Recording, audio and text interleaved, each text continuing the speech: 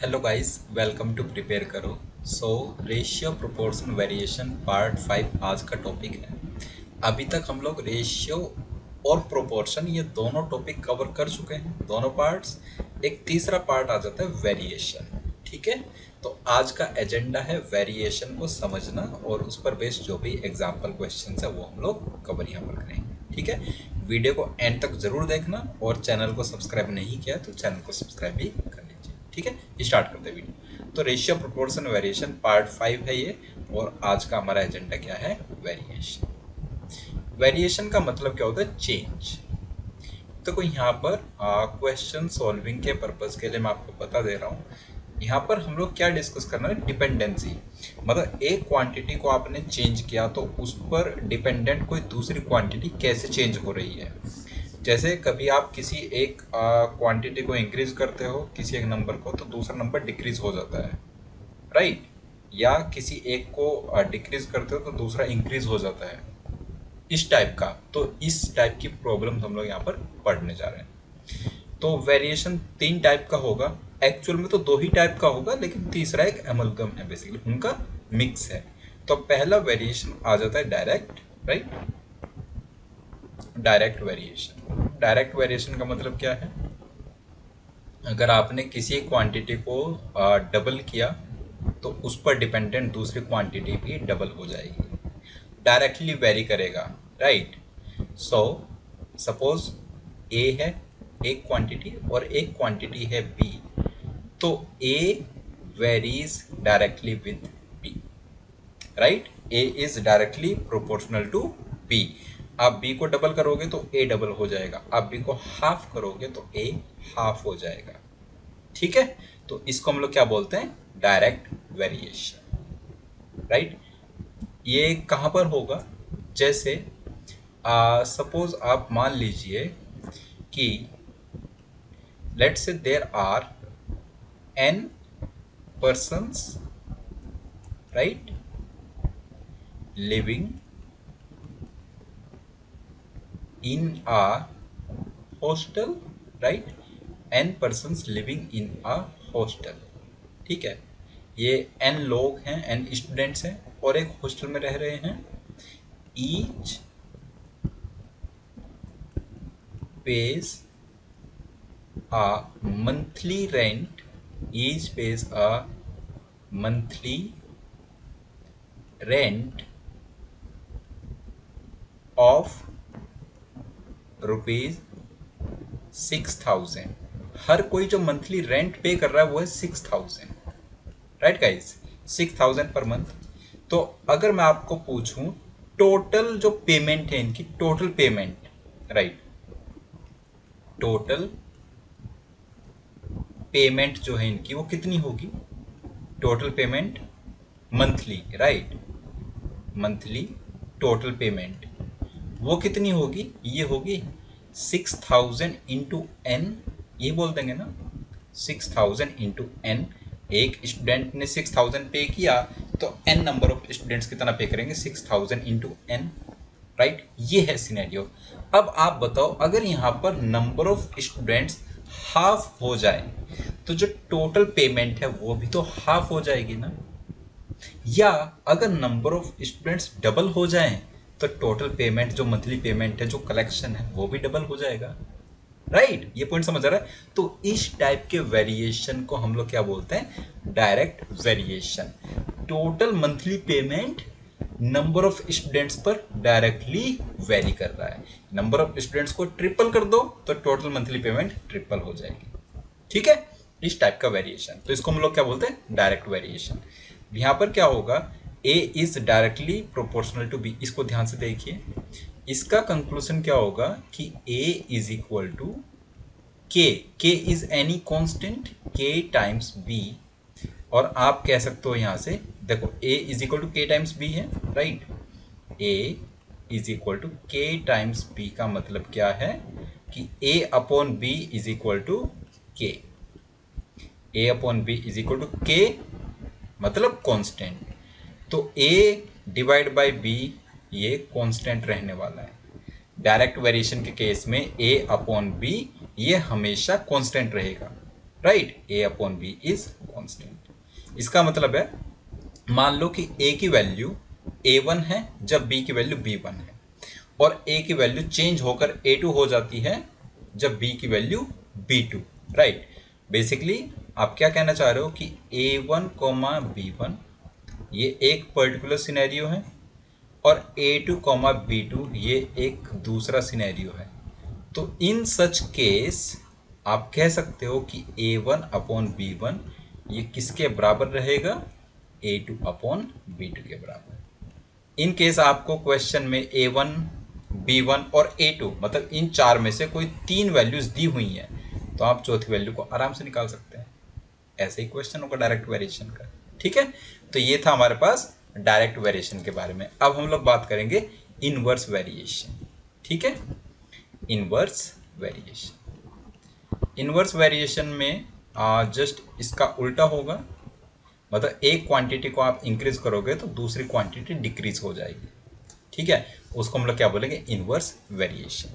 सो यहाँ पर a is varying inversely with b, right, ये आएगा यहाँ पर।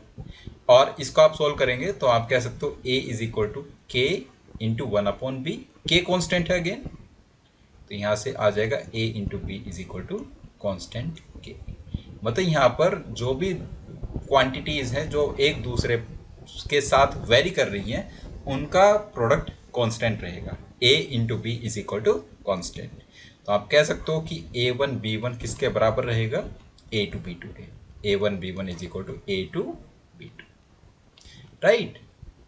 एक तीसरे टाइप का वेरिएशन क्या होता है, उसको हम लोग कहते हैं जॉइंट वेरिएशन।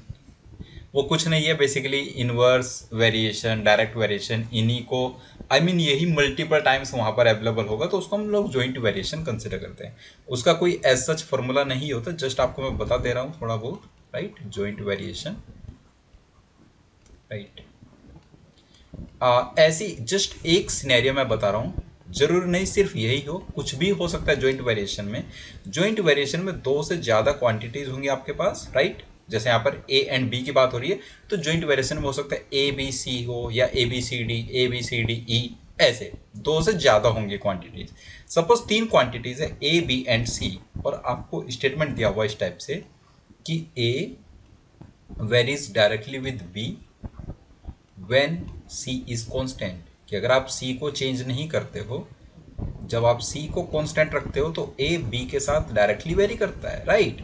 और एक दूसरा स्टेटमेंट है a varies inversely with c when b is constant, when b is constant, right.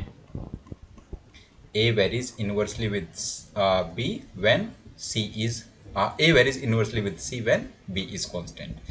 ये दो सिनेरियो है, तो इसको आप बोलोगे कि a varies jointly with b and c, और इसका कंक्लूजन क्या होगा, a varies with b upon c, ठीक है। तो वैसे सॉल्व करना है, यहां से क्या आ जाएगा, a is equal to k times b upon c, और a into c upon B is equal to constant, a into c upon B is equal to constant, तो वही a1 c1 upon b1 is equal to a2 c2 upon b2, इस type से आगे continue, ठीक है। तो ये था वेरिएशन के बारे में, direct variation, inverse variation and joint variation. अब एक दो क्वेश्चन हम लोग देख लेते हैं इसको अच्छे से समझने के लिए, राइट, ठीक है। सो ये क्वेश्चन है, ए पार्ट कह रहा है m varies directly with the square of n, m varies directly with the square of n, square of n, ठीक है।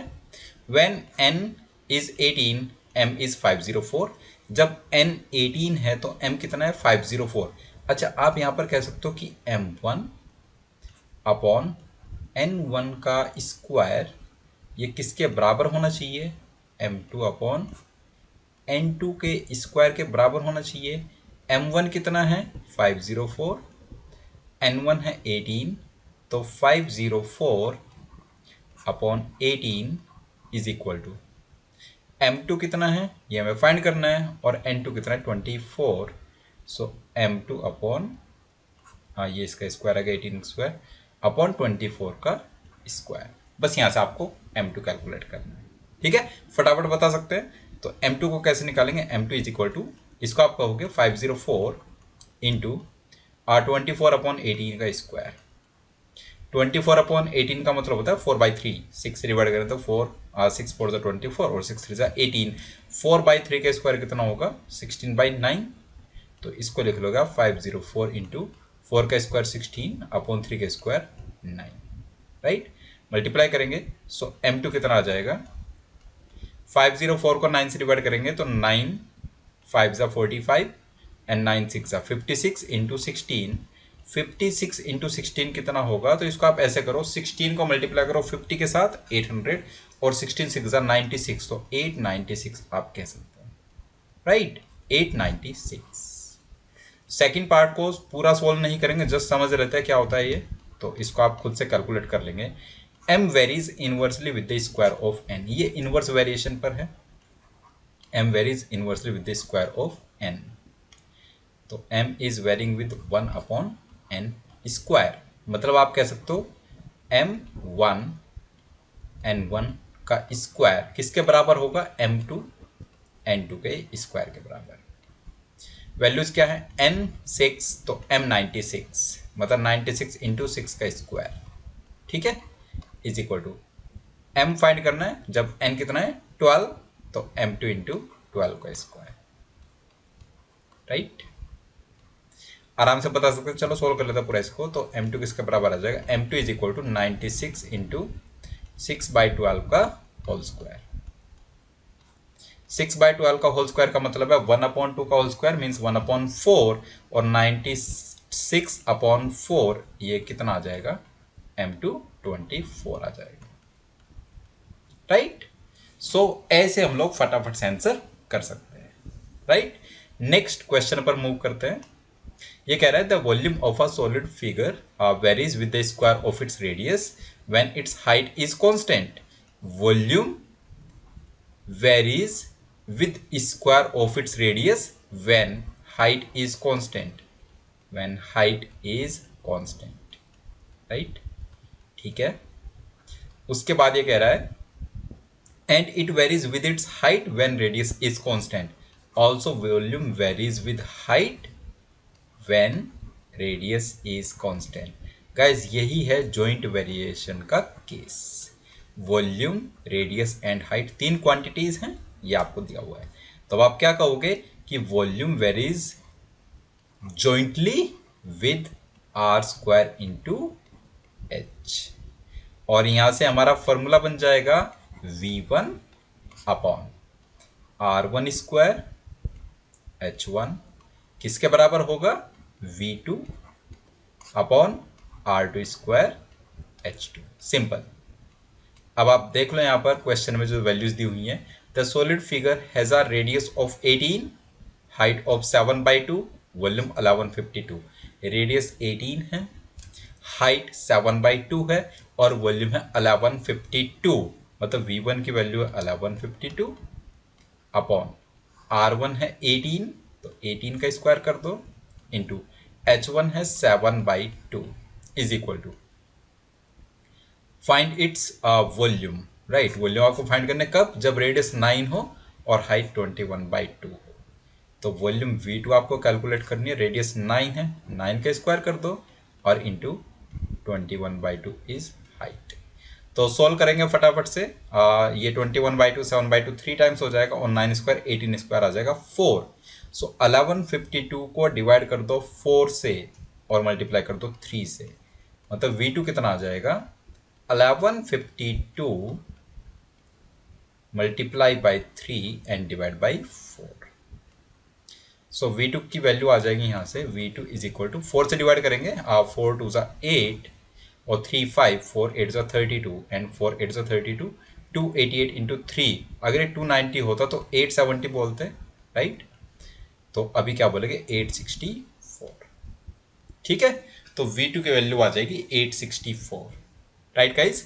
आई होप वेरिएशन के सभी क्वेश्चंस आप आराम से टैकल कर सकते हैं। अगर आपको कोई भी डाउट आता है किसी भी क्वेश्चन से रिलेटेड या आज के वीडियो से रिलेटेड, तो आप कमेंट बॉक्स से पूछ सकते हैं। प्लस ये वीडियो आपको कैसा लगा ये कमेंट करके जरूर बताना। ठीक है गाइस, सो नेक्स्ट वीडियो में हम लोग मिलेंगे, तब तक के लिए बाय बाय।